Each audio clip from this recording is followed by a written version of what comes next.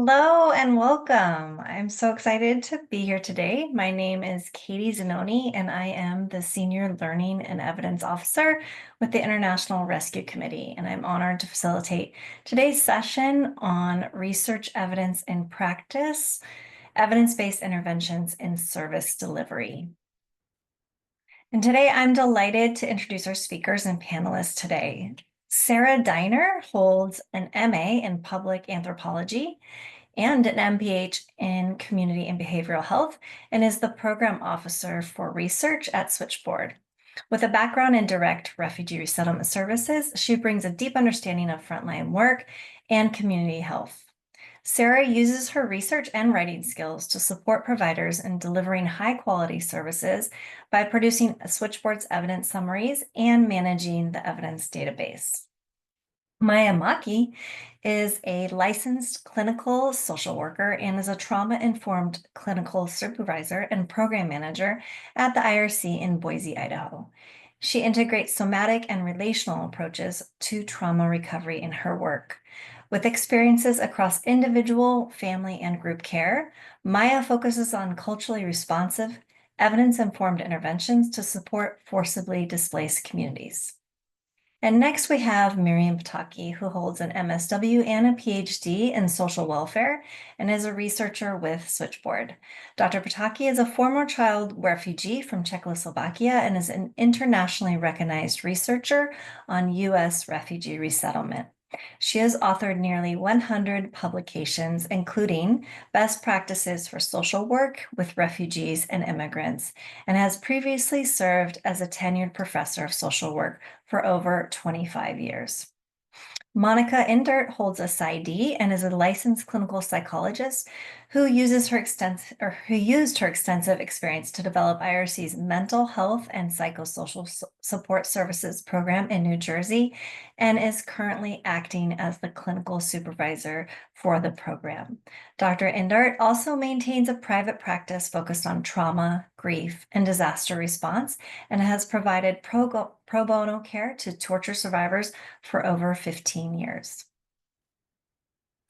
And today, what we are working to deliver and our learning objectives for you are to describe evidence-based interventions and their relevance within service delivery for newcomers, identify appropriate evidence-based practices based on population needs, service context, and organizational capacity, and develop an evidence-based service delivery plan that integrates research evidence, client characteristics and preferences, and practitioner expertise.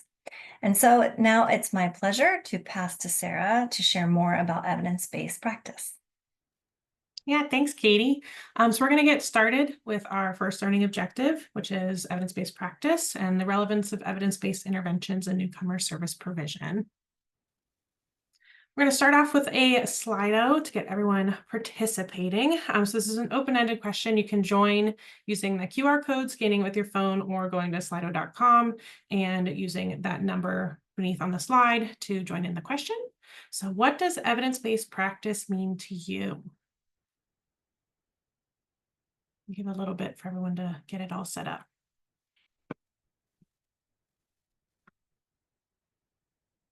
No idea. That's okay. We're going to be talking about it today. So hopefully at the end of the webinar, you'll have a better idea. Grounded in research, accurate data, mental health interventions. Not sure. Again, totally fine. Someone has gone before and proved it works. Been shown most effective based on research. Yeah, research has proves it effective. These are all great answers. So some people, yeah, not sure. Great, you're in the right place. Some people kind of have some ideas about it using research to see what has worked before with other people. Yeah, so great. Thank you all for participating. Go ahead and move into our definition. So this is the definition that Switchboard uses for our for evidence-based practice. So evidence-based practice is a decision-making process that integrates the best research evidence available, information on client characteristics, culture, and preferences, and practitioner expertise to guide and inform the delivery of interventions. So we wanted to go through some additional terminology that's often related and used sometimes in the field, but is slightly different. So if you go ahead and click through those. Yeah, evidence-based interventions. These are specific actions or strategies designed to produce measurable improvements in targeted outcomes and are supported by empirical research. These interventions are often components of broader programs and are selected based on their demonstrated effectiveness with a particular population, such as newcomers, in a specific context. And the next, we have evidence-based practice, which we kind of already just talked about, the decision-making process that incorporates research evidence, client needs and preferences, and practitioner expertise. And then we also have evidence-based programming. And this is a cohesive set of evidence-based practices that are systematically organized and implemented together to achieve specific outcomes. These programs are validated through research showing that the combined implementation of the practices leads to positive, replicable results in real-world settings. Evidence-based programming is sometimes misunderstood as what could be considered data-driven programming, but to be evidence-based programming, it has to be more than just an M&E plan that is data-driven, not necessarily evidence-based. It's also grounded in theory and has a clear logic model. It's monitored and evaluated. It's repeatable with statistically significant positive outcomes. It's implemented with fidelity, and it's rooted in research evidence. So maybe thinking, what are the benefits of using evidence-based practice when working with newcomers? These include things such as supporting a responsibility to clients. They can save time and increase confidence in decision-making. They meet requirements of many different funders. They can optimize use of resources, mitigate risk and avoid harm for clients and staff, and they can increase project success. So we're going to move a little bit into how to identify appropriate evidence-based practices. So another Slido question, a poll for you all. Do you currently incorporate evidence-based practice into your program design? Yes, we use evidence-based interventions grounded in research, staff expertise, and community or client input. No, we primarily rely on other factors, they jumped around, such as client feedback, monitoring data and funder requirements, or not sure. We may be using elements of evidence-based practice, but haven't formally identified them and need to learn more. Okay, jumping around a little bit, but looks like most people so far are not quite sure. Okay, about half not sure, and then split the rest between, yes, you're for sure using them, or no, we're for sure not using them. Okay. So now we're going to go through a suggested list of steps you can use when trying to incorporate more evidence-based practice into your organization. This is a quick intro to the 5 steps, and then we will go through each one in more detail. So step 1, set priorities. What are you hoping to achieve? Step 2, assess readiness. Is your organization ready to make changes? Step 3, examine research. What evidence-based practice are you going to use? Step 4, adapt. Can you make a current program more evidence-based? And step 5, adopt. What resources do you need to start new programming? This section is going to focus on those first 3 suggested steps: set priorities, assess readiness, and examine research. And then we'll go into more of the adapt and adopt in the next section. So our first step is setting priorities. This should be the guiding step that then informs everything else coming up. This is where you take a look at what you're currently doing and identify potential gaps. It's also important to know what client outcomes you want to improve or change and in what ways. And you can also review your logic model or theory of change and revise those as needed to meet your new goals. So to evaluate your current programming, a key question you can ask yourself is, what does your data and client feedback tell you about areas for improvement? A key question for identifying client outcomes could be, what are the most important needs of the population you serve, and how do those shape your anticipated outcomes? For reviewing and revising your logic model, or like your theory of change, you could ask yourself, given your service context and organizational capacity, what inputs or resources are available to update your programming to improve client outcomes? And while we aim to improve client outcomes through evidence-based programming, we must also navigate external pressures that influence our decisions. For example, it is important to reflect on how funder expectations, budget constraints, and timelines shape our priorities. And we're going to discuss this more in a moment. So more into setting priorities. It can feel overwhelming to start the process of developing more evidence-based practices. These are some examples of questions you can ask yourself to help guide you on what to look for, in addition to some of those other key questions I just mentioned. So what specific needs has your organization identified in the community that you serve? Are there specific problems that clients are coming to you with? Is there something going on in the community or on a larger scale that you want to make sure your clients are prepared for? Are there parts of your programming that are not achieving desired outcomes based on data or feedback? Things like low attendance or a lack of improvement on assessments, or clients saying they're not satisfied. Asking yourself these questions can help you decide on what types of interventions you're looking for and what search terms to use when looking for them. Step 2, assess readiness. This is where you take a look at your organization and determine what barriers and facilitators you are facing. These are some examples of questions you can ask yourself at this stage. Do you have buy-in from key stakeholders? Do staff have the bandwidth and resources to implement changes? Are funding or other resources available? You may find that there are other barriers that you need to tackle before you can move through the next steps. So these are some examples of barriers and facilitators to implementing evidence-based practices. So these are the things that are either going to support the introduction of evidence-based practice or will be things to overcome or find workarounds for. There are 3 levels to look at: the system level, the staff level, and the intervention level.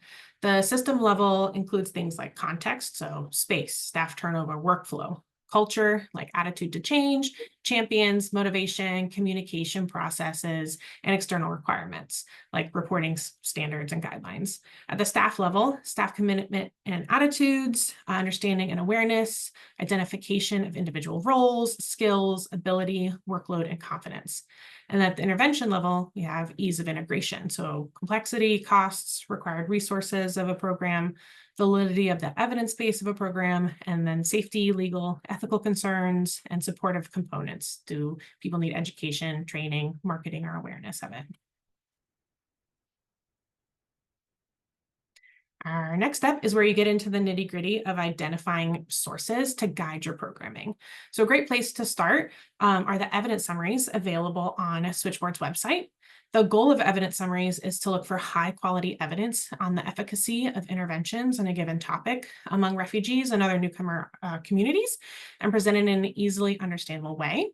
They're published on the website and are the topics range from working with unaccompanied refugee minors, mental health, women's employment, English language learning, a bunch of different things.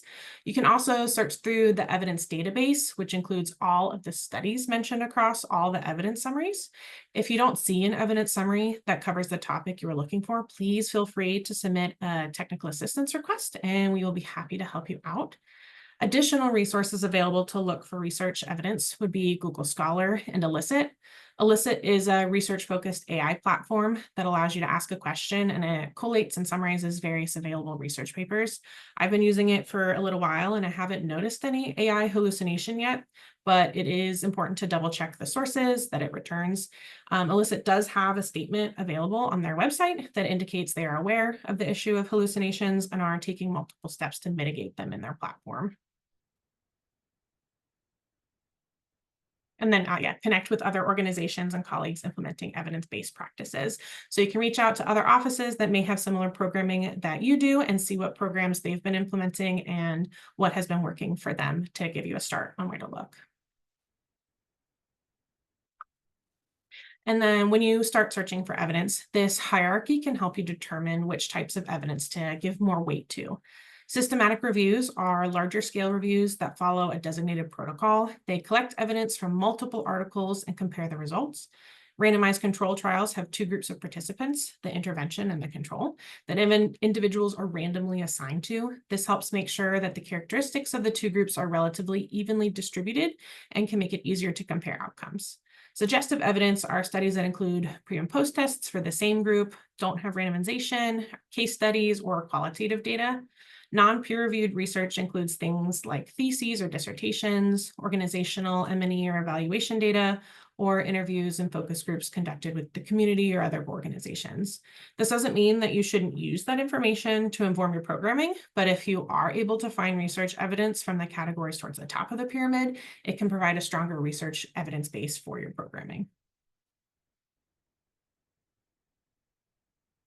So we're going to look at a case study with Cecilia. Cecilia is the director of her organization's Adult English Language Learning Program. They offer in-person group classes and one-on-one tutoring for clients interested in learning English. She has noticed recently that attendance has been dropping off, especially after a client secures a job. She has also heard that moms with young children at home have a hard time making it to class. Cecilia wonders if there are evidence-based practices that could help her clients. So step one for Cecilia is set priorities. Cecilia's main goal is to improve attendance in her adult English language learning or ELL classes. She has identified the gap of no virtual or supplemental options available for their clients. And the action she's going to take is she's going to revisit her program's logic model to reflect on the need for more flexible and accessible learning formats, such as hybrid or virtual options. To guide our next steps, Cecilia formulates an evidence-based practice question. For adult English learners with limited availability, what evidence-based interventions improve attendance and engagement through virtual or hybrid learning formats?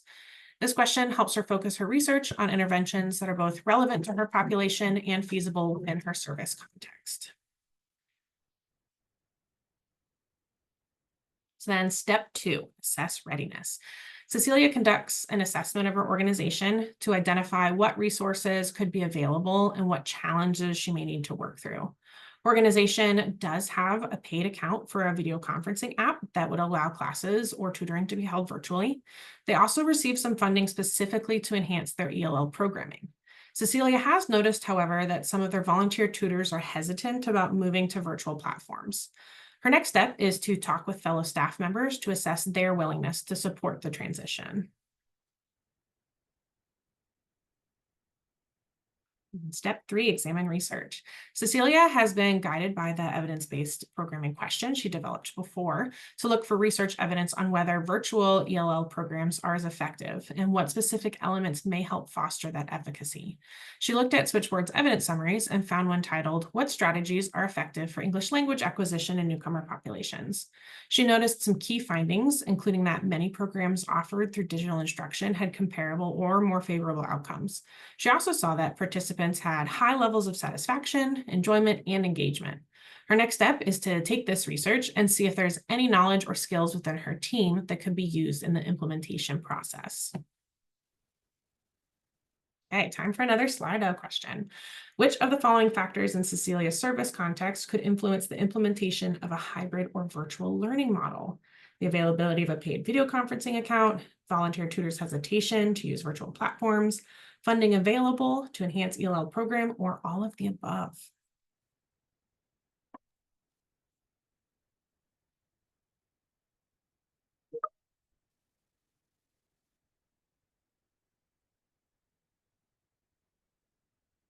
Okay, so far, people saying all the above. Yeah, pretty good.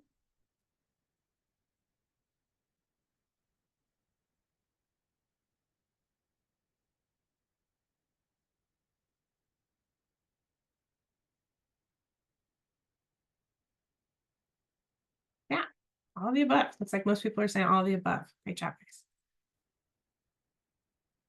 So now we're going to be moving into developing a plan for evidence-based practice, the implementation part of it.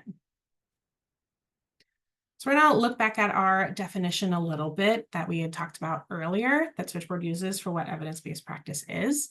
Newcomers often face complex intersecting challenges such as trauma, language barriers, cultural adjustment. Evidence-based practice ensures services are not only effective, but also culturally responsive and individualized. This is a refresher of our definition in a little more detail. And we're going to be getting more into the bottom two circles of the diagram in this section. So best research evidence, use interventions supported by rigorous studies, like things such as trauma-informed care and culturally adapted cognitive behavioral therapy. This also means staying current with emerging research on migration, resettlement, and integration. Client characteristics, culture and preferences. This would involve understanding the unique backgrounds of newcomers, such as country of origin, migration journey, family structure. It can also incorporate cultural values, language needs, and personal goals into service planning. And then practitioner expertise means leveraging your own professional judgment, experience, and contextual knowledge, and also reflecting on what has worked or hasn't in similar cases and adapting accordingly. And then here is a reminder of the steps we laid out earlier. We already covered those first 3 steps in the previous section, and now we're going to dedicate time to the final 2 steps, adapt and adopt. Adapt. There are 2 main things to think about when it comes to adapting. The first is whether you can adapt an existing program you're already running. There may be elements that could be adapted or updated to make the program more evidence-based. The other main option is to incorporate an entirely new program. However, this could mean adapting certain elements based on your client's characteristics or preferences and practitioner expertise. So that could mean, having to translate materials or changing the format to better fit how your clients feel about classes, if it's going to be one-on-one or class-based, things like that. And then our 5th step, adopt. This is our final step, and this is where you're either updating your existing program or implementing your new intervention. This is a checklist you can use before and while implementing changes to make sure you, your organization, and clients are ready. So acceptability. Is the evidence-based program welcome by clients and staff? This may require having feedback sessions with clients and staff about different aspects of the program. Appropriateness and feasibility. Does it fit the program's goals and resources? Would you be able to run a small pilot of the program to see how it goes before making widespread changes? Uptake strategies. What supports are needed to encourage use? This could mean implementing any necessary training or securing various materials or software that are necessary. Fidelity, which means staying true to intentions of the intervention. Are staff delivering the evidence-based program as intended? This could mean conducting M&E at various points to ask for additional feedback on if there are other barriers to implementation that you hadn't originally anticipated.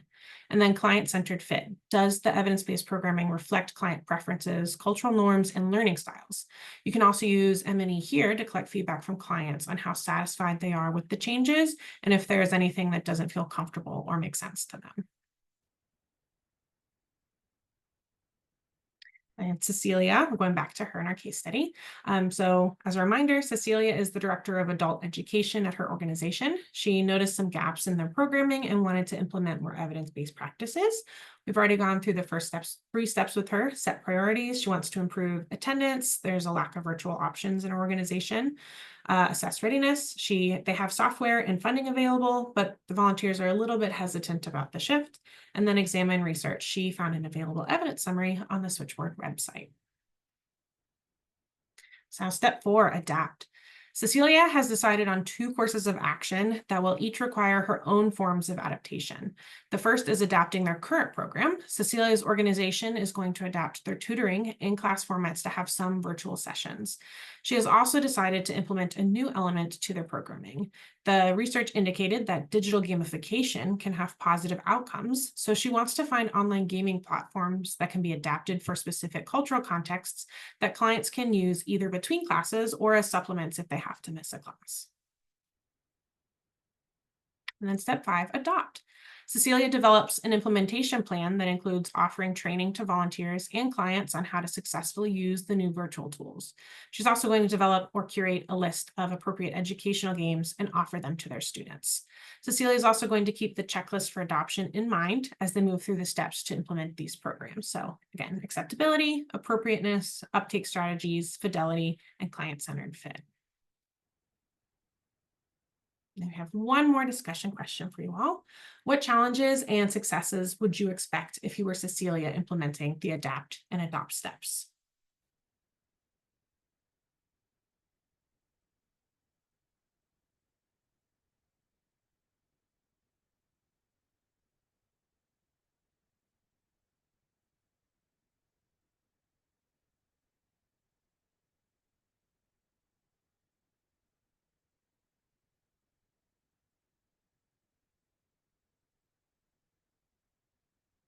Learning curve, yeah, people trying to learn the new platforms or programs.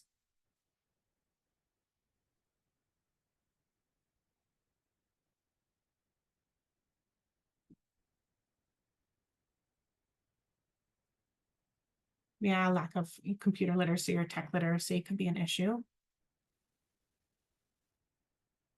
Yeah, running a focus group, that's a great option for those steps in adopt, yeah, to see if one hybrid or one ongoing class could be more expanding. that fits in with our appropriateness and feasibility step checklist. Consistency of classes, staff ensure.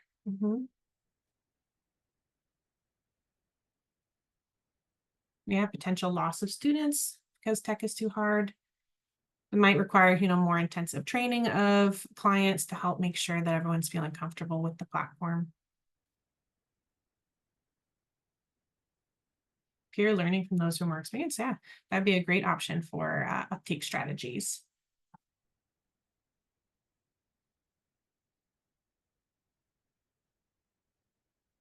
More computer training.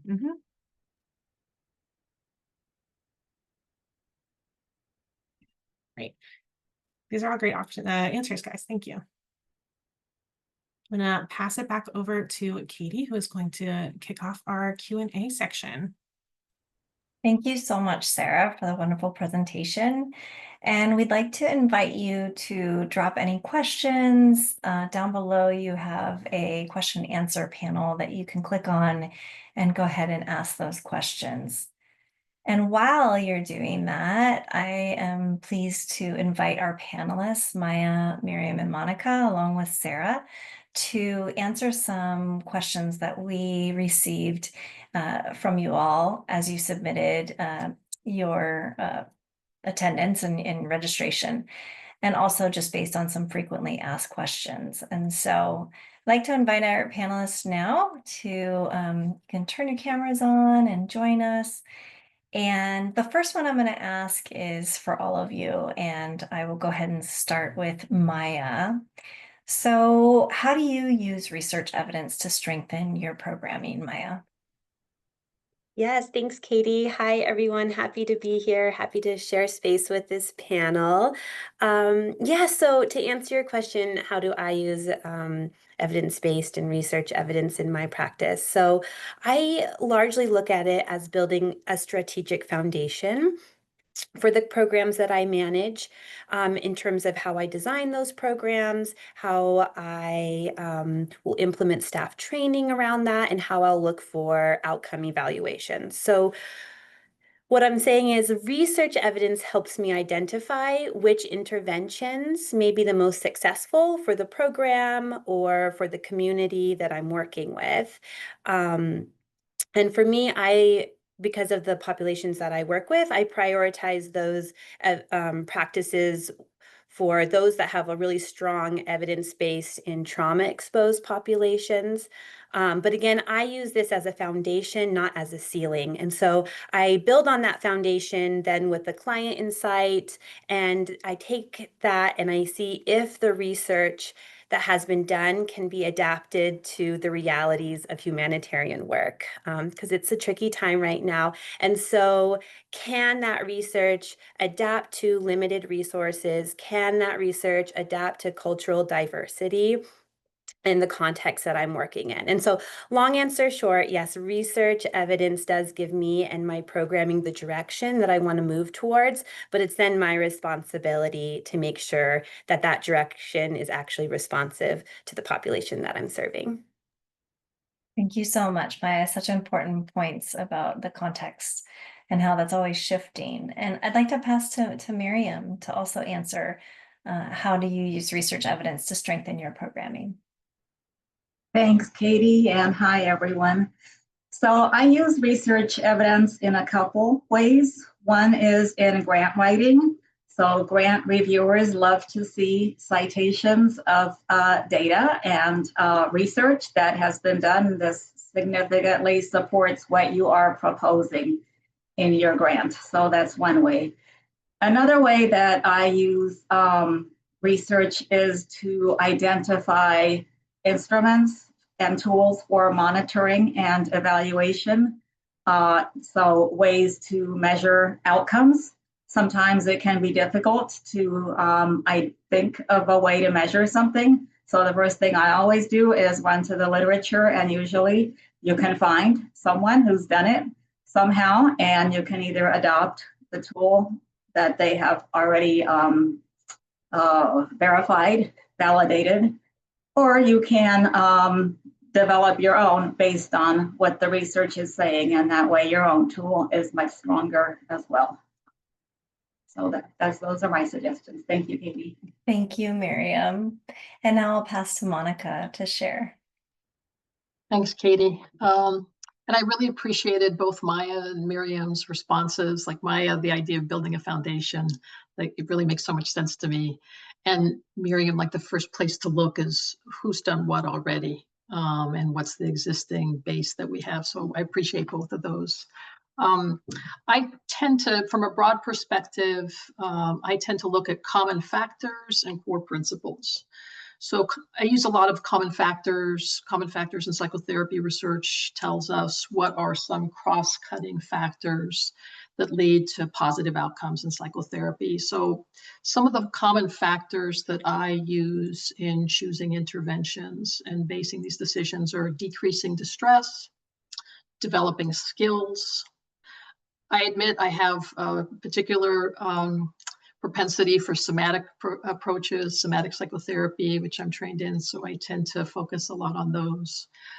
Increasing knowledge through psychoeducation, so some core common factors that cut across what's effective in most psychotherapies. And then adding to that, what I think of as core principles, dignity being an absolutely essential core principle, particularly for our population, the people we serve and work with, and particularly during this time. Dignity is so critical to uphold. Choice. Again, many of our clients are feeling like they have increasingly limited choices, so wherever possible to give people choice. I'm a big believer in the power of lived experience. Like when I was in academia for a couple of decades, I focused a lot on qualitative research because I believed in the power of collecting stories and lived experience. So that's another aspect. And then lastly, trauma focused. Although not everyone will be receiving treatment, trauma focused treatment for post-traumatic stress disorder, so many, if not most of our clients have experienced various traumas. So some approaches that are grounded in trauma-focused principles. That's about it. Thanks, Katie. Thank you so much. And so now that we know a little bit about how you're applying this in your work, one question that came through, and I'll pass this to you initially, Miriam, is what role do clients and communities play in shaping your use of evidence-based practices? And how do you balance fidelity to evidence-based models with the need of cultural adaptation? Okay, so as to the first question, how do we engage clients? It's absolutely critical. As we saw when Sarah was presenting the evidence-based practice Venn diagram, it consists not only of those evidence-based interventions, but it has the client values and preferences, and then of course the external context. So it's just absolutely critical to get client input, and a very simple way to do that is to present them an intervention that you may have identified in the literature and describe it to them and ask them what they think. Is that something they would like to try? So that's one way to start. Now the second question was, how do we balance fidelity with cultural adaptation? So let's kind of define these first a little bit. So fidelity means you are implementing that intervention the way it's intended. You are staying true or faithful to the principles or core activities of that intervention, as Monica was describing earlier. Cultural adaptation is, of course, the changes you have to make that intervention acceptable and applicable and feasible within a given context and given culture. So these might be things like translating materials, interpreting materials, changing the pace of the materials, using culturally relevant examples, metaphors, stories, and so forth. So how to balance this can be tricky, but you have to think about what are those core principles. to the intervention. Again, going back to what Monica was saying, she presented some very key principles of pretty much all of the interventions that we carry out in the humanitarian space. So we need to ensure that those are present. And a good way to do that is to use a checklist, right? And to list all those mandatory activities or principles that make up a given intervention or approach. And then develop your adaptations. And as you're delivering this intervention, check off that list, check it each day, each week to ensure that you are staying true to those principles while adapting to the cultural context. Thank you so much. And I'd like to invite Monica if you'd like to come in and add anything, any thoughts there. So again, I just appreciate, Miriam, your thoughtfulness about this. And I was taking in what you were saying and thinking how I wanted to use that too. It was just such a thoughtful and thorough overview. And again, I probably approach this more as a clinician and as somebody who's been a worker in the field and look at it from that perspective. So once again, I borrow from two major fields of intervention. One is disaster mental health. And here we use type of intervention, the timing of the intervention, and the target of the intervention to guide us. So that is one way, although very broad-based, to consider fidelity, that we're staying true to these three aspects of an intervention that is very field-based, which I think, again, we need to do with the clients that we're seeing. And then secondly, real quickly, I also identify as a community psychologist. And so community psychologists live and breathe, by a set of sort of their own ethical principles in some ways that I think speaks to some of these questions. So to always be able to take an ecological perspective, to understand the ecology, the lived experience of our clients. There's some tension, I know, with the fidelity to an intervention model with lived experience of clients. So I'm just going to be honest, and Katie, this may not be the answer you want me to give in this webinar, but I'm always going to defer to the dignity and the lived experience of the client. So that's always going to be prominent for me. But that's a huge principle to build empowerment. So to be questioning, in staying faithful to this model and adhering to fidelity, am I also empowering the client? Am I respecting their dignity and empowering them? To focus on building a sense of community and social support. So it's not about this particular intervention, but it is the longevity and the life of that intervention in a community that I'm interested in. And lastly, to really engage, as I know Myja mentioned as well, to really engage a community of our clients to be part of this process. So there is a lot of buy-in for fidelity to an intervention because they want to see, is this going to help us? Is this going to help my family? Is this going to help my community? So in some ways, by engaging participatory research and engagement, we enhance the chances of fidelity while also building in cultural adaptation. Wonderful. And all of your experiences are informing how we're seeing this. So all of the ways in which you do this work are more than welcome.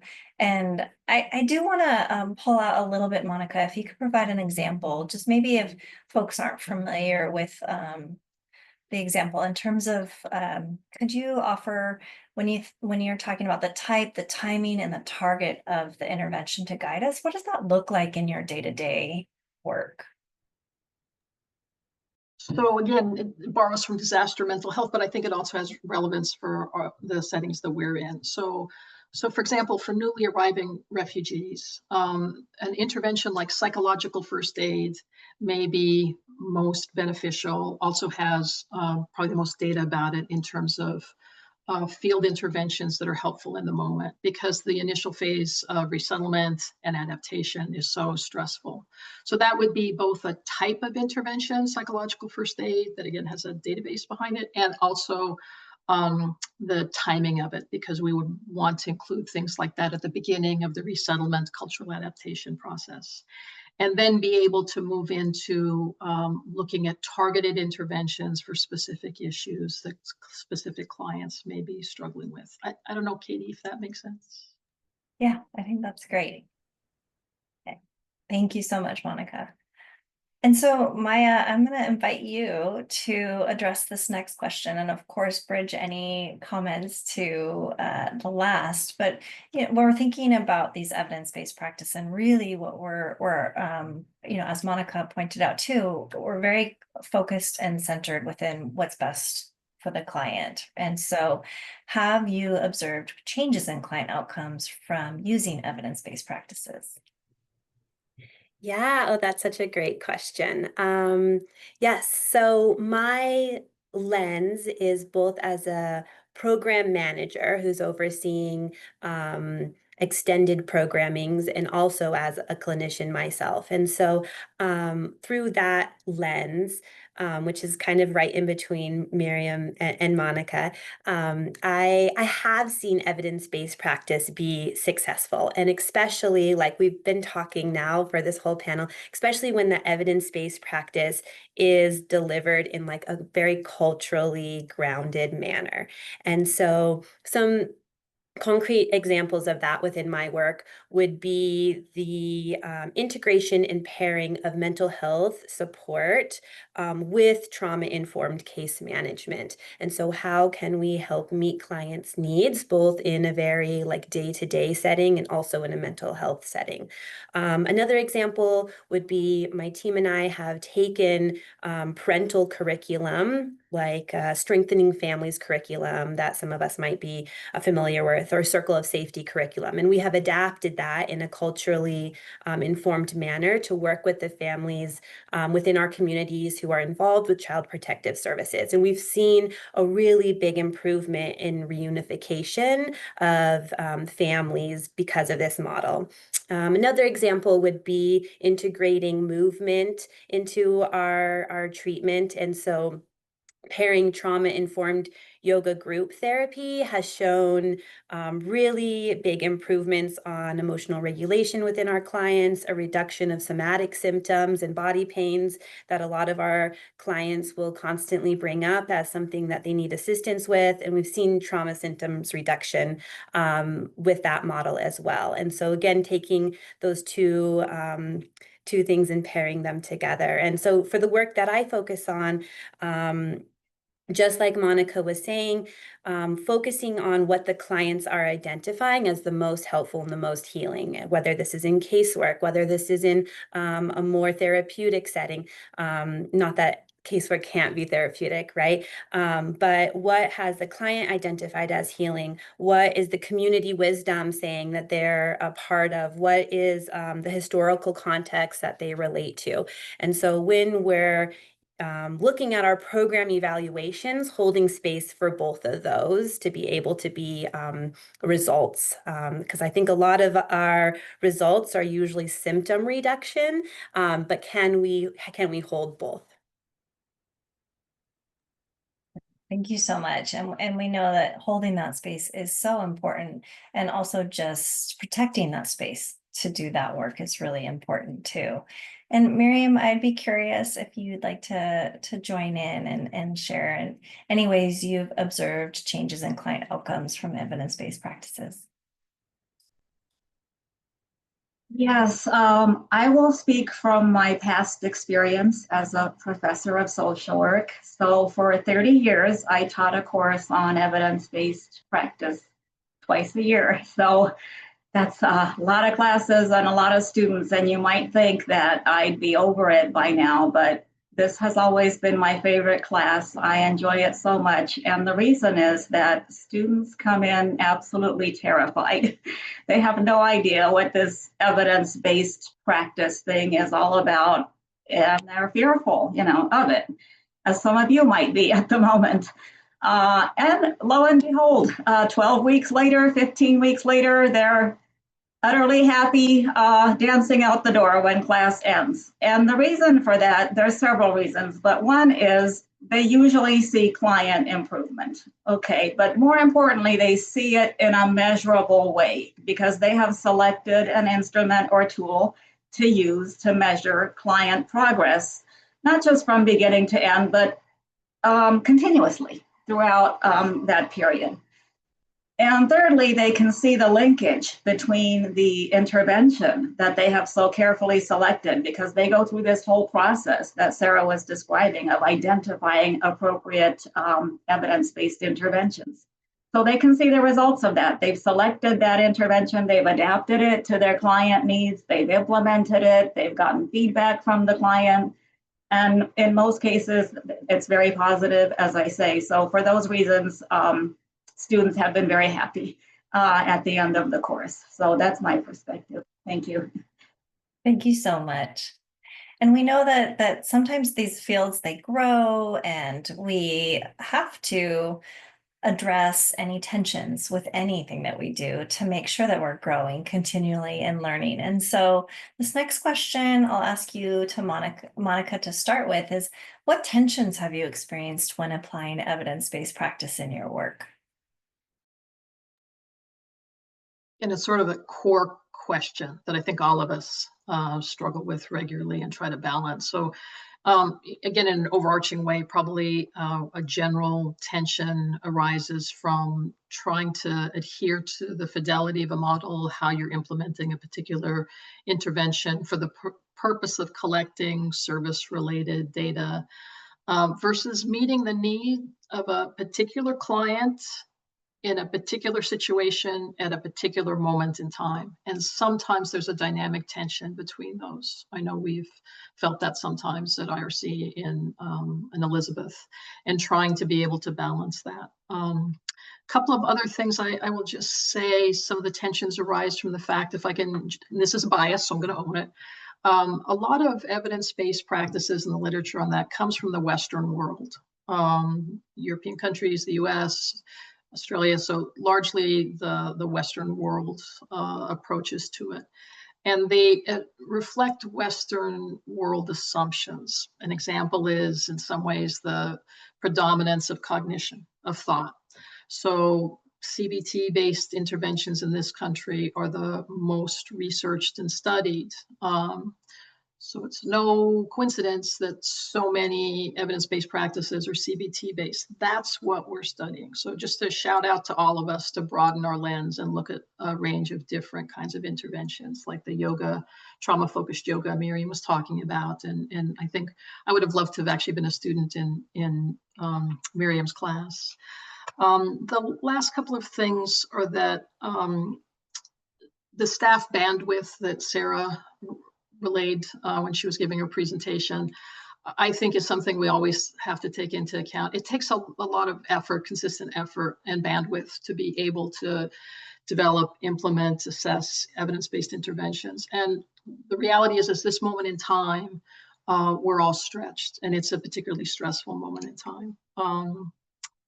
And then lastly, you know, this is maybe just an artifact of IRC and Elizabeth, though I doubt it, but regular attendance is a huge problem in the programs that we offer. So people get a job, drop out, sort of like the example with Cecilia. And so regular attendance is a problem. And that affects what we think of as the dose-response relationship to interventions, trying to see how much and how consistently people got a particular type of intervention, what the response was. It affects that. So that's in some ways an artifact, a unique artifact of our the settings that we're in, that I'm still trying. I want us to be able to think through how we're going to address that. And that's about it, Katie. Thanks. Thank you so much. And CBT, just is to clarify, is cognitive-based therapy? Okay, great. And Miriam, did you have anything to add that you'd like in terms of tensions? I think the major tension I've seen, like among practitioners, is sort of this misunderstanding of the difference between an evidence-based intervention and an evidence-based practice, right? So we were making this distinction from the beginning. People often think that evidence-based practice means you have to apply that specific intervention the way it is structured and developed, and that you can't make any adaptations. So I hope we have gotten across that indeed you can, and that evidence-based intervention is a foundation as Myja just said, and you build from there. And I also want to echo what Monica said. It's absolutely true that there's a dearth of evidence on interventions with marginalized populations, such as those we are working with. So yeah, I don't think that clearly, and I'm sure Monica agrees that this is no reason not to use evidence-based practices, but to expand our perspective and to work to contribute to the evidence-based through our own innovations. Thank you. Thank you so much.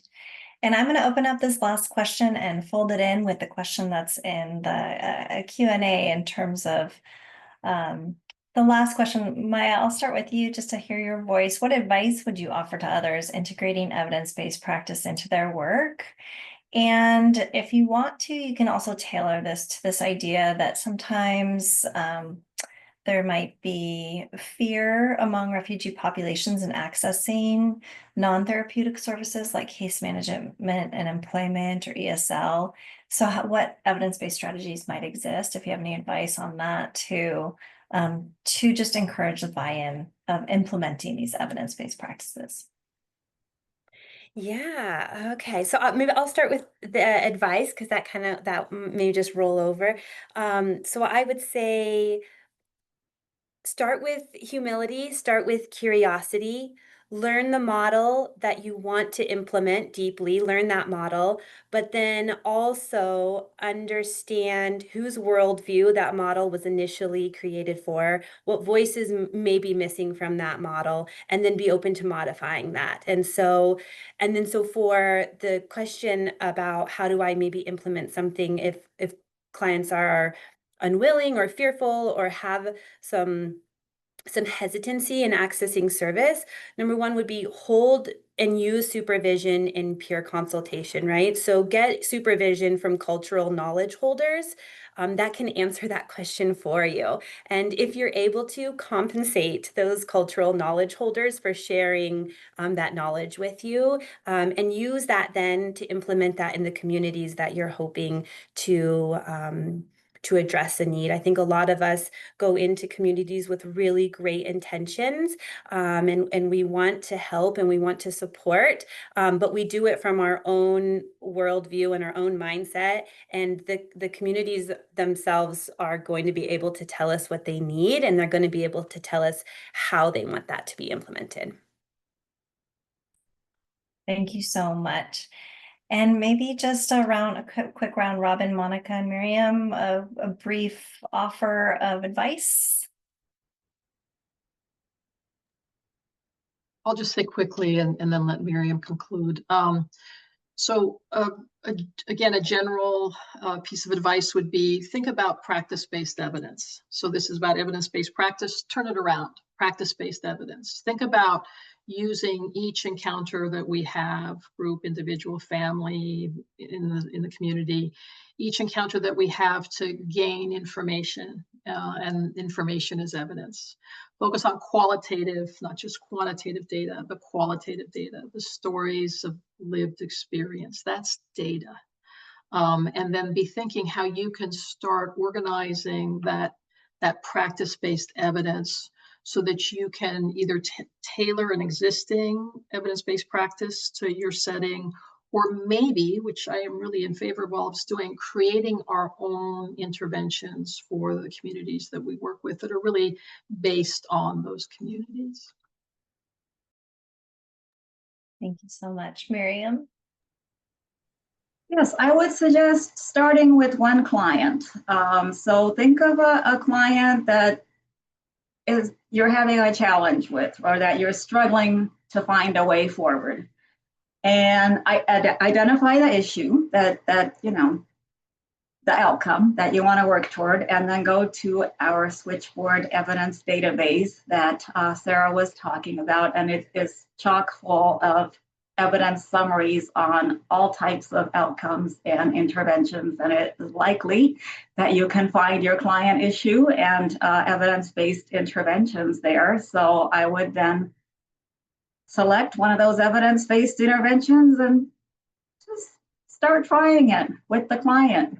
Start adapting while staying faithful to the original intent, and keep it low key, but just give it a try and see what happens. That's my advice. Thank you so much. And with that, I just want to thank all of you, all of our panelists and our presenter, Sarah, for the wonderful presentation and discussion. And we really hope that today you're walking away understanding a little bit more about evidence-based practice. So our objectives were to ensure that you're able to describe evidence-based interventions and their relevance within service delivery for newcomers, identify those appropriate evidence-based practices, and develop an evidence-based service delivery plan that integrates the research evidence, those client characteristics and preferences, as well as your own practitioner expertise. And so I'd also like to encourage all of you to look for opportunities to share your results when you're applying evidence-based strategies, especially changes and insights from your program with relevant learning communities, including your clients. And so your experiences can really inform and inspire others and grow this culture. So now, before we share recommended resources, we'd like to take 30 seconds and see if you could scan this QR code. Okay, maybe 60 seconds. And there's 5 questions. If you can please answer those. It's really important to help improve our future trainings, and we look forward to reading your responses.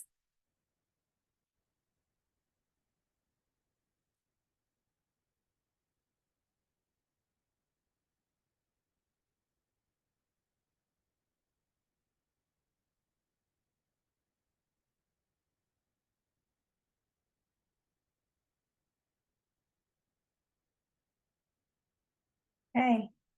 Please remember that we will get a recording with these resources, and also that we'd love to hear from you. If your work involves evidence-based practice or you still want to talk about this because you're still unsure of how to do this, drop us a technical assistance request. We'd love to talk to you at Switchboard. We have a team of researchers whom you've met here, some of them today, and implementation experts, and we would love to support your efforts. And for more technical and training assistance, we hope that you stay connected. So email us at switchboard@rescue.org, visit us at switchboardta.org, and follow us on social media. On behalf of all of us at Switchboard, thank you so much for learning with us. We hope to see you again. Thank you again, Sarah, and our panelists, Miriam, Myja, and Monica, and also our wonderful Switchboard host. Thank you so much. Have a great day.